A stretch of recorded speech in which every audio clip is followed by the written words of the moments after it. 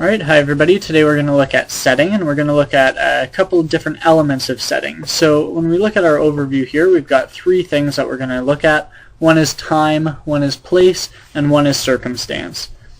So when we look at time, we can consider time in a number of different ways. So we could be talking about the literal time. So for example, at 5 p.m. It's a very specific part of the day, and you are told exactly what time it is. Could be a little more general as well. So we could be just considering the time of the day. So for example, maybe a story takes place in the middle of the night. We don't know the specifics, but we still know the general sense of what the time is like. Even further than that, we can talk about time in terms of the time period. So we could say that a story takes place in the modern day, or in the future, or in medieval times, or whatever. So time can be considered a couple different ways, going from specific to more general. Place obviously is the location of the story. And again, this could be something very specific. So for example, the whole story could take place in the protagonist's bedroom.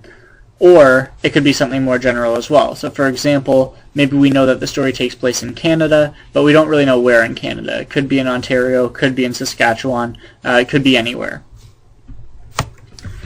Finally, we're looking at circumstance. So circumstance is all the other information that matters about the story's location, or anything that gives us context about the time and place.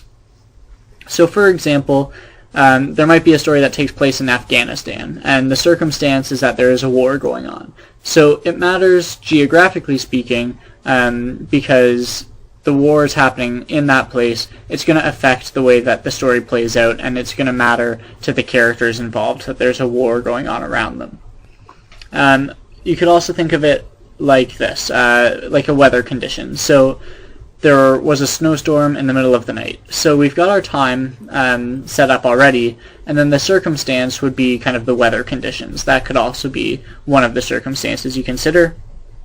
And you could also consider important events that help to define the time period or the place where the story is. So for example, maybe the moon landing just happened a week earlier, and it's people in the United States cheering from home, and so you have a sense that there's an important event that has helped define that community at that time.